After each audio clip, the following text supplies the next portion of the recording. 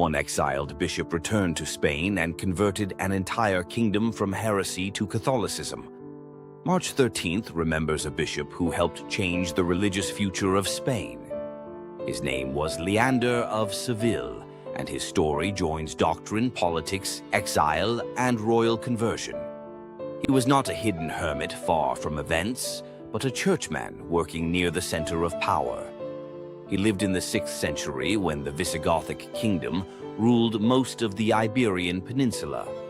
That kingdom was divided not only by politics and culture, but also by theology.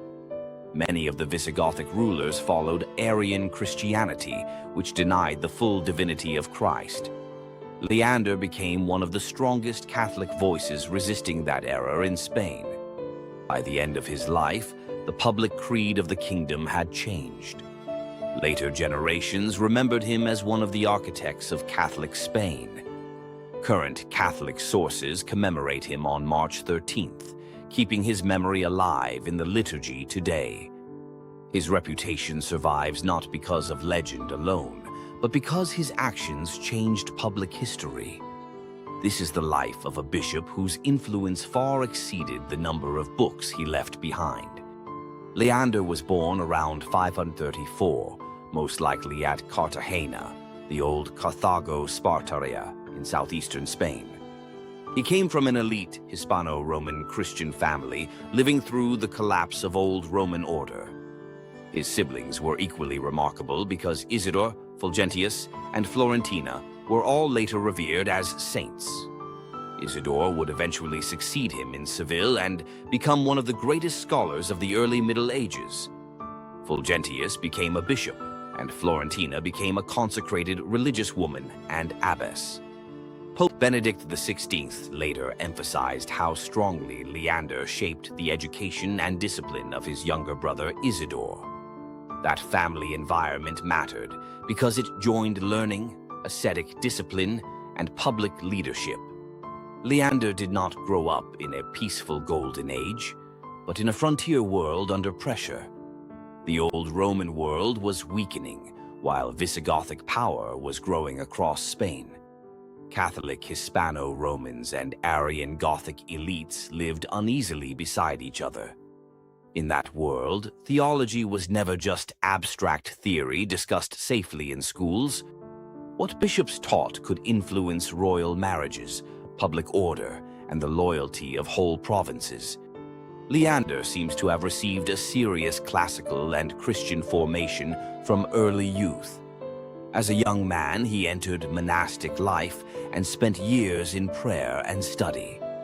That quiet preparation did not last long because he was drawn from the monastery into high office. Before 579, or by 579 at the latest, he had become Bishop of Seville, one of the most important sees in Spain. Seville was not an obscure outpost, but a major political and ecclesiastical center of the Visigothic realm.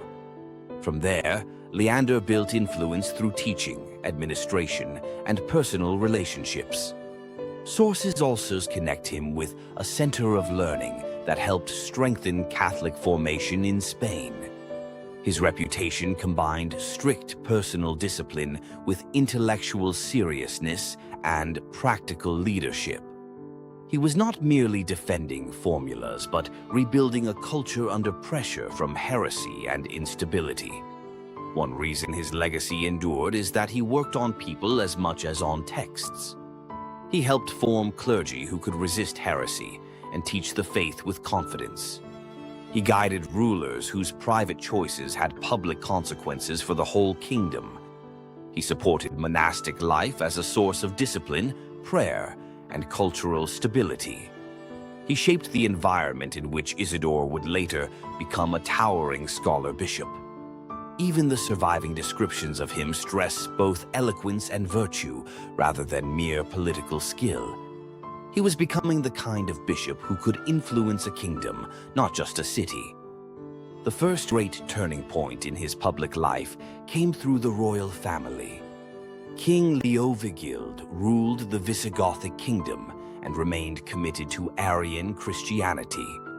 His son Hermenegild married the Frankish princess Ingund, who was an Orthodox Catholic.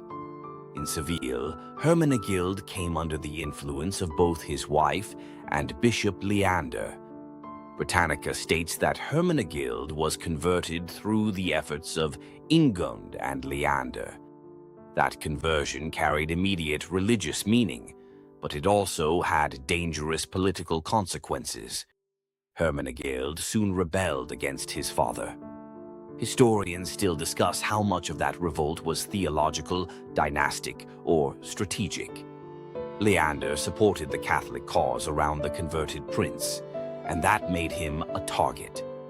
The royal court saw him not simply as a preacher, but as a threat to Arian control.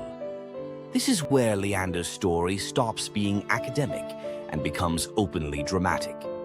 He was now tied to a struggle that could cost men their offices, their freedom, and their lives.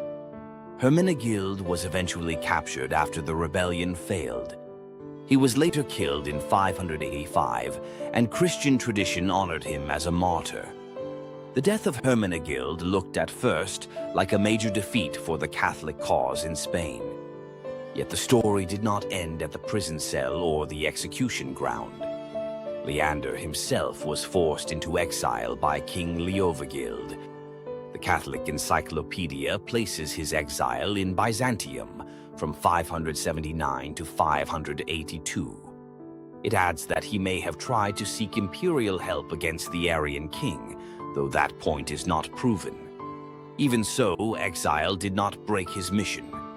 In Constantinople, he used the time to write against Arianism and to deepen his theological work. More importantly for later history, he met Gregory, the future Pope Gregory the Great. Their friendship became one of the most important intellectual relationships of the age. Gregory later corresponded with Leander, sent him writings, and dedicated the Moralia in Job to him. Gregory also sent him the Pallium in 599, a sign of honor and authority. This matters because it shows Leander was respected far beyond Spain. He was not an isolated local bishop, but part of the wider Latin Christian world. Through Gregory, we can glimpse how highly serious churchmen regarded his judgment and character. Exile, therefore, became a strange kind of victory because it connected Seville to Rome and Constantinople. What looked like removal from power actually enlarged his reach and reputation. The next turning point came with the death of Leovigild and the rise of his son Reccared. Leander played a major role in Reccared's move away from Arianism and toward Catholic unity.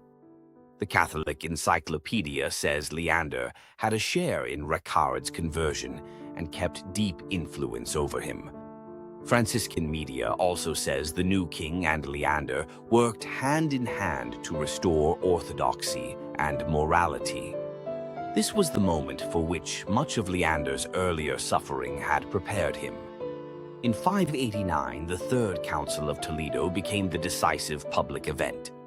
There, Visigothic Spain formally renounced Arianism and entered Catholic unity.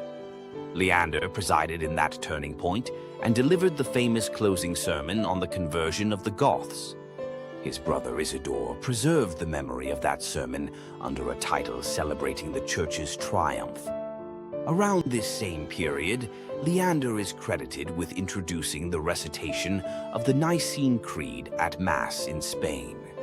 Franciscan media explains that he used the creed as a public antidote to Arian teaching. That decision was pastoral, theological, and political at the same time. It taught ordinary believers what the Church confessed about Christ. It reminded bishops and nobles what the kingdom now officially professed. It turned public worship itself into a defense against heresy. Few bishops can claim that their liturgical decisions still echo every Sunday across the Catholic world. Once the council ended, Leander did not simply celebrate and retire. He returned to Seville and continued the work of consolidating Catholic life after the collapse of official Arianism. He also held a synod in Seville to strengthen the reform already launched at Toledo. Yet surprisingly little of his writing survives. The Catholic Encyclopedia says only 2 works remain securely associated with him. One is De Institutione Virginum et Contemptu Mundi, written for his sister Florentina. The other is the Homily, celebrating the conversion of the Goths. Those surviving texts fit his life well because one shows his care for ascetic formation and the other his public defense of orthodoxy.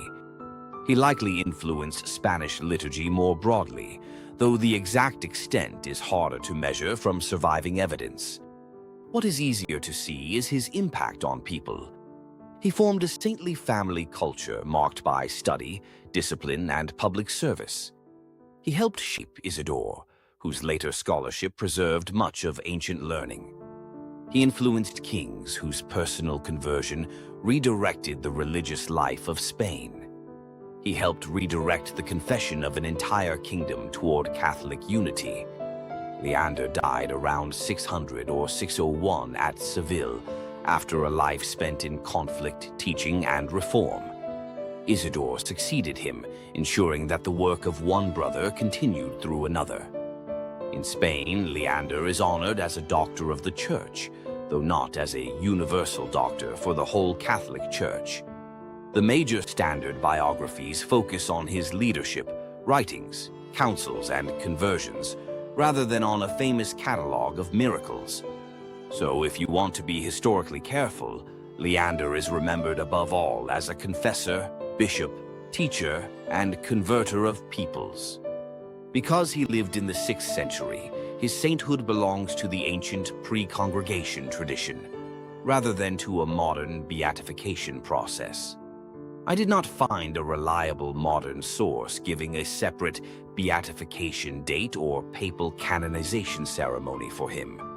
His cult is instead rooted in early church veneration and continued liturgical memory. That actually fits his life, because his greatest visible miracle was historical rather than spectacular. He helped turn a divided Arian kingdom toward Catholic unity. He helped make orthodoxy the public faith of Visigothic Spain. He helped prepare the ground for the Catholic civilization that later defined medieval Iberia. That is why Saint Leander matters far beyond local devotion or a single feast day. He stands at the point where family holiness, episcopal courage, royal politics, and doctrinal clarity all meet.